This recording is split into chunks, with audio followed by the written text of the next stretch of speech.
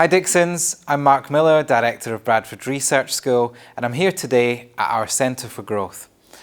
Joy is one of our Trust's big moves. We define joy as a state of deep contentment and fulfilment that arises from engaging in meaningful activities, connecting with others, and growing as individuals. Joy goes beyond momentary happiness.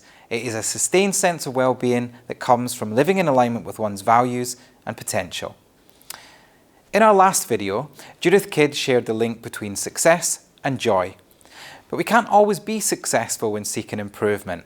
How we talk about difficulty and failure is crucial in developing a positive culture too. Learning is hard, but we can enjoy the process. Daniel Pinker's 3 laws of mastery. Mastery is a pain, it's hard. Mastery is a mindset, how we think about it is important. And mastery is an asymptote, we will never reach the end. Mastery is a pain, but it's worth it. Robert and Elizabeth Bjork coined the term desirable difficulties to describe the counterintuitive findings that making learning more effortful leads to longer-term gains while feeling harder in the short term. Examples include retrieval, interleaving, spacing, and variation. Success brings joy, but in order to reach it, we have to suffer a little. We should talk to our students about the benefits of these desirable difficulties, such as why the struggle of spacing learning beats the comfort of cramming, or why retrieving knowledge is more effective than rereading.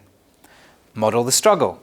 This is quite difficult because there are many different steps, but I know that doing this will make it much easier next time. If I give up now, it'll be even harder next time. We can teach coping strategies. When students are met with struggle, they can use negative approaches, such as giving up, or positive ones, such as checking for sources of support.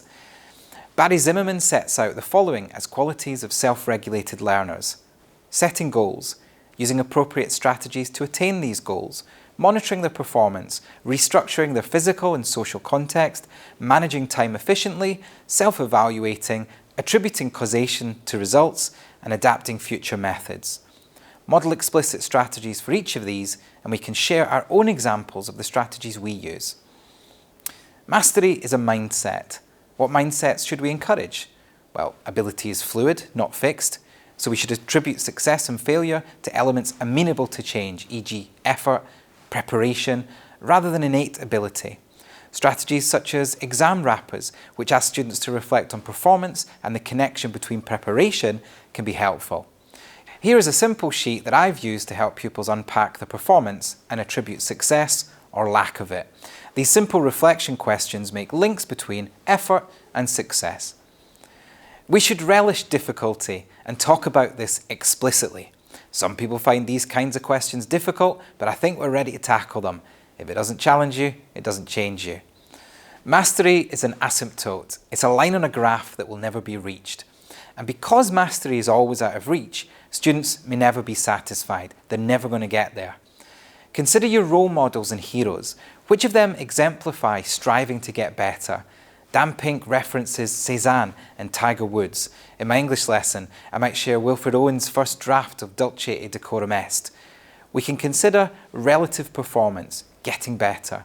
Help students to compare their performance with themselves rather than others. They won't always improve, but this is more within their control than the performance of others. And we can promote disciplinary scholarship. They're getting better at the discipline. We want this struggle to lead to success, but there will sometimes be failure. Peps McRae suggests 3 ways that we can mitigate the negative emotional impact of failure on students. Preempt failure. Communicate that failure and mistakes happen to us all. And that way, failure is seen as less of a setback and just part of the process. Reframe failure. Celebrate it as an opportunity to learn and get back on track. Failure can actually be very helpful feedback if we see it as making us better. And reattribute failure. Attribute it to malleable factors rather than innate qualities. Joy isn't effortless and success isn't frictionless. And as long as we manage how we think about this difficulty, our classrooms can still be joyful places. If you haven't watched our previous video on success, please click on the link below. Like and subscribe as we continue this series on joy.